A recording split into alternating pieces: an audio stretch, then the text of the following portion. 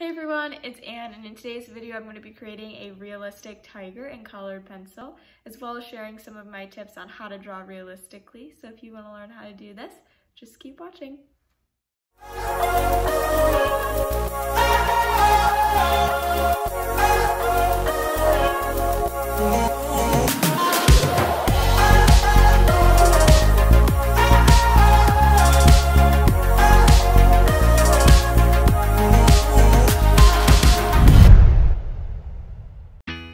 Hey everyone, I hope you all had a great Labor Day weekend, and before I start this video, I just wanted to say that I'm starting out with a sketch already done. I used the grid method to create my outline, and I printed out my reference photo as a 7x7 image. I will link my reference photo below, and then I created 1x1 inch boxes on my reference photo, and then created blank 1x1 inch boxes in my sketchbook, and then was able to break my drawing into smaller bits so it was easier to nail those details and place everything correctly. So if you are interested in seeing that kind of video where I explain how to do that in greater detail, let me know. And I start off this video just by blocking in the darkest parts of the drawing first, going in with black, gray, and then a little bit of blue in the eyes. I will write down every colored pencil color that I use in the description below as well. I use quite a few, so feel free to check the description for all of those details.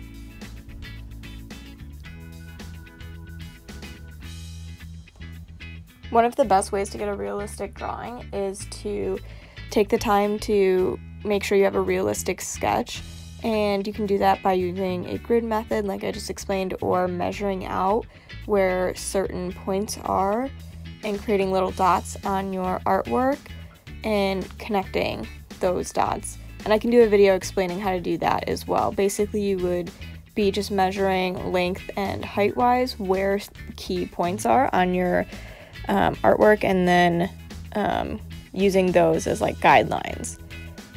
And then another tip I have for creating a realistic drawing is to swatch your colors beforehand. So for example, with colored pencil, if you have a bunch of colors that you're picking from on like a scratch piece of paper, just swatch them out first and see how they mix before you go into your artwork, and so you can get a much more realistic sense of how they're going to appear. And if you're doing this with paint, then I would mix my colors first, or at least mix a little bit to see how your colors turn out with different proportions of colors. So yeah, in my drawing, I'm still going in and building up these black values. This is my first layer, and I go back in a bunch more times and intensify the black color. And now I'm going in with my Sienna Brown and starting to fill in some of the orangey tones in my drawing. I go in and mix my Sienna Brown, orange, burnt ochre, yellow orange, and Vermillion Red all together throughout the orange part of my drawing. And I just vary the colored pencils to create a bit of a pattern and some nice fur texture in my drawing. One thing I want to point out is that all of my pencil strokes are going in the same direction, and that's really important for drawing fur or even hair, that everything is going in the same direction and mimicking your reference photo so it looks realistic.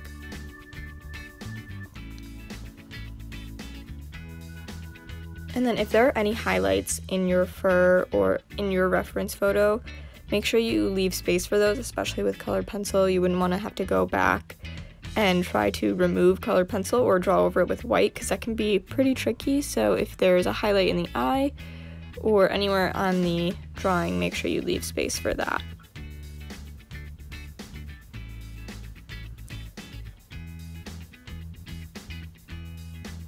Also, you can see I'm erasing. That is just me erasing some of my pencil lines from the beginning that weren't erased. So I'm just going back through now and adding in more layers. This drawing takes up a lot of layers and takes a lot of time, so you can see I've sped this up quite a bit. It actually took me 3 hours, so 3 hours and 20 minutes.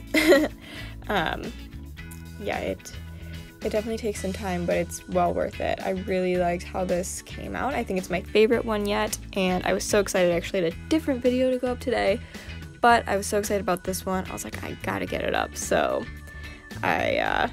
yes, I had to rush, but yes, you will be seeing more videos. There will be one coming up on Thursday, so look out for that. And all of my drawings are on Redbubble now, so you can see my drawings online. The link will be in the description below, where you can purchase my drawings on Redbubble.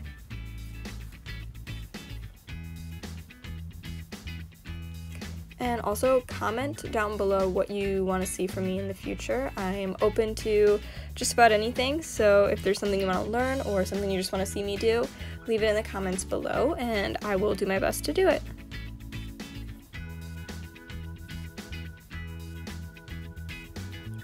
So another tip for creating a realistic drawing is to push your values, and what I mean by that is to make the lightest parts of your drawing light and the darkest parts darker. So making sure that you're creating a really deep black and then a really light, leaving light whites for your highlights.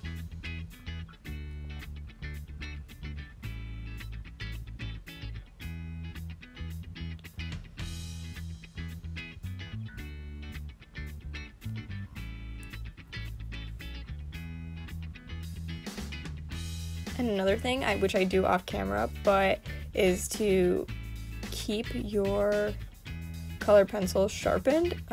They go dull pretty quickly, so just keeping them sharp will help you create your a much more like detailed drawing. It'll help you get those tiny details.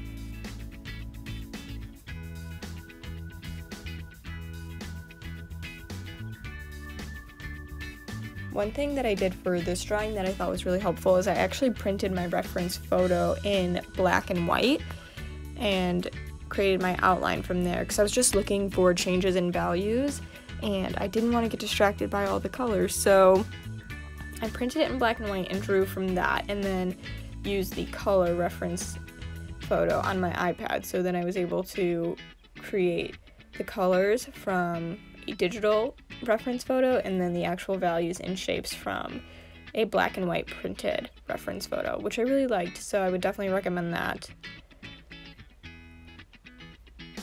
And I printed my reference photo the exact same size as what you see here that I'm drawing, which I thought was helpful because I didn't have to scale my drawing at all. If you draw your image, but it's a different size than your reference photo, you will have to scale it if you're using the grid method. So if you're, for example, if you print out your reference photo and it's 7x7, but you wanted to do 14x14, you would have 1-inch boxes on your reference photo, but 2-inch boxes on your drawing. So just something to keep in mind. Definitely doable, but I think for beginners, if you have the same size reference photo, it would be helpful.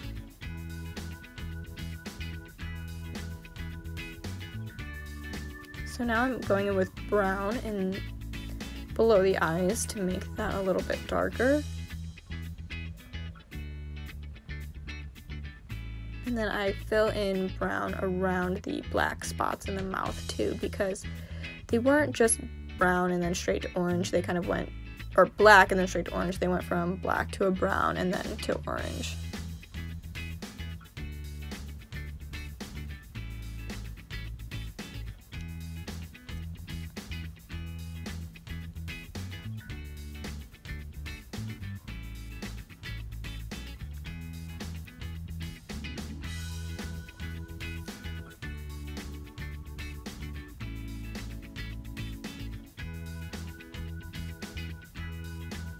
So now I'm going into my white fur and then just doing little tiny black strokes with my pencil and creating little like shadows for the white fur, because I'm not going to go in with my white colored pencil.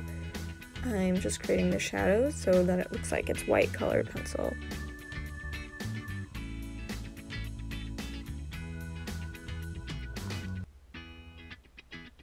And then these little strokes, they're subtle, but they help blend together the fur so it doesn't all look like just black fur and then orange. It all kind of blends together like how a tiger would. And that's definitely pretty important for creating fur, is overlapping the colors so that they bleed into each other. And then I'm just going into the mouth and the side of the face, darkening up his jaw.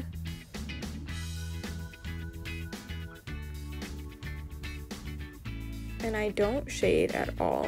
I think that's really important to note in this drawing. It is all just little dashes and pencil strokes. I don't do any shading. So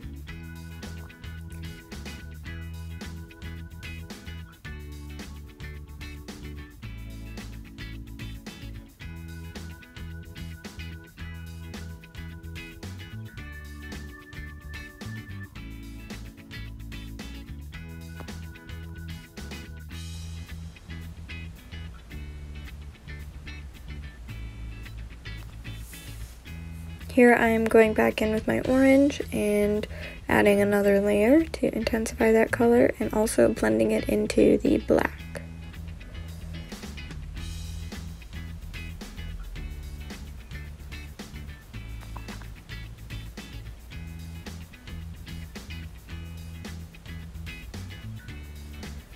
And I go in and add another layer of my black, just darkening that up.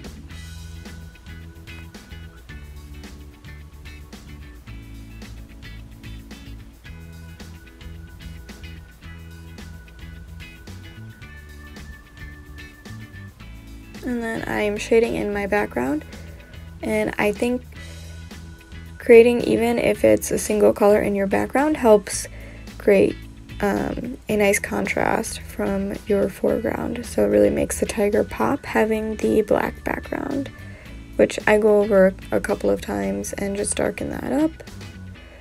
And then I'm going in with my brown and adding in some brown into the black. So I'm just putting brown colored pencil over the black colored pencil.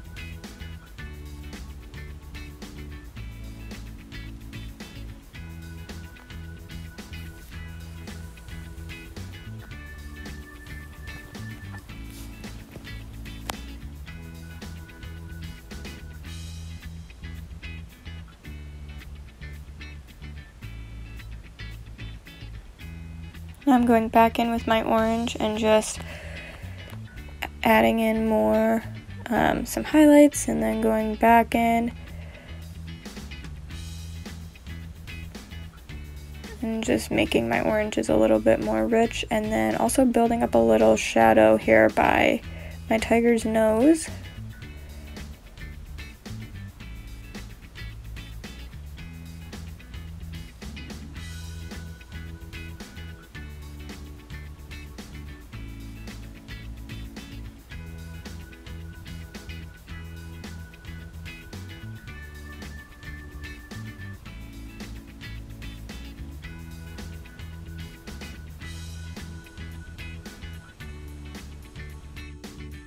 Here I'm going back in with my black color pencil and darkening the background, and also building up some contrast between the edge of the fur and my black background. And also I go in and just add in a few more details.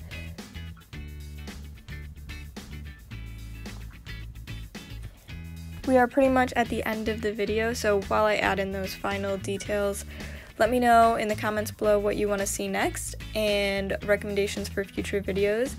Don't forget to check out the description box. I keep all of the details on my videos there, as well as links to artworks. So thank you so much for watching. I really appreciate it, and I will see you in my next video.